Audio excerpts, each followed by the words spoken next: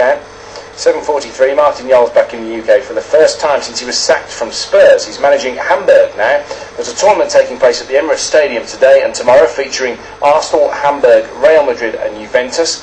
I caught up with him last night just as he was preparing for the event and started off by asking first of all what he thought of the ongoing bid that Real Madrid are making for his captain. You might recall seeing this guy during Euro 2008, Dutch midfield maestro called Rafael van der Vaart. Yeah, he's my best player.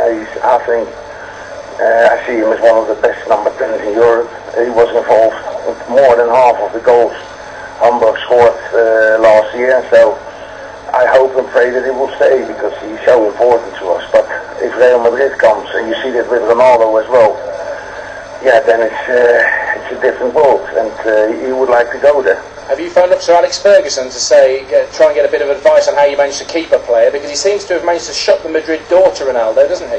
No, I would like to give him a phone call and tell him let Ronaldo go. Because if the president Calderon of Real Madrid said if you buy Ronaldo, then we can leave Van der Vaart. So I still hope that they will sell Ronaldo if you don't mind. I wonder what you make of the movements at your old club at Spurs. Chimbonda's gone, Malbronk's gone, Robinson's gone. A lot of players that were under your wing and players that you signed. No, that is Robinson, of course, was there, and all the players they signed with Spurs, they're gone. But the only players I've spoken to was Berbatov in my time, and I've spoken to the mom and dad of Gareth Bale. But the rest of the players, as you know, there's a different structure at Spurs, so there's a lot of players, and players who left as well, who are our players, you know. To say it mildly, but I have to say I enjoyed working with them because I think we did very well. We ended in the top 5 twice. We had 5 quarter and semi-finals, but I think we were just not good enough without Robbie Keane to break into the top 4. But we've been there 2 years ago, 7 months above Arsenal.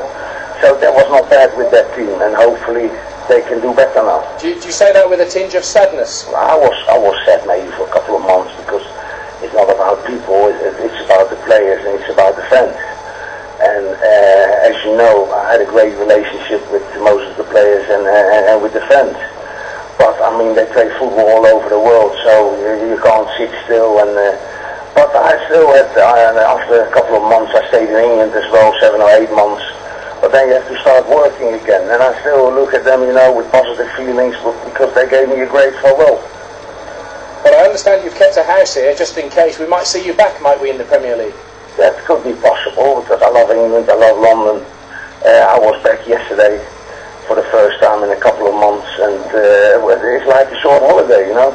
But we have to play a few games as well.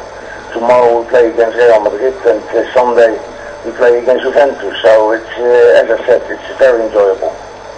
What did you make of Robbie Keane's departure to Liverpool this week? I couldn't believe it. I still thought that maybe Robbie would get a better contract or something because we had this thing a couple of times and then Robbie stayed. And now Liverpool came in, and of course Liverpool credits to them, they're a great club. But I really thought that Spurs for Robbie Keane was the best club in England. And now you see that nothing is what it seems. Robbie was so influential in the dressing room with all the foreigners, you know, and they were all gelling around him. So I think it was very important, and he was maybe the most consistent player over the last 3 or 4 years. Were you surprised about the 20 million price tag, or do you think he's worth that in your eyes? No, I think they have to do everything they can do, you know. If you've got players like Robbie Keane, you have to fight for your club and fight for your life, as we've tried to do with Michael Carrick. But sometimes there's an opportunity, and if they feel that, and I could understand that with Man United, for example. And for Robbie, if that is true, that Liverpool is his club of dreams, yeah, I can understand it. But I always thought that Robbie was more or less symbolic for Spurs. The ever so honest Martin Jol talking last night, just ahead of this tournament at the Emirates today, featuring his new side, Hamburg, hoping to hold on to his captain, Rafael van der Vaart, who's attracting the attention of Real Madrid in the absence of Cristiano Ronaldo for them. Madrid, the other side in this, as well as Juventus and Arsenal. And you'll hear updates in 5 Live Sport this afternoon, on air from midday. Martin Jol's kept a place in England, so who knows, he might be back in the Premier League soon. 7:48.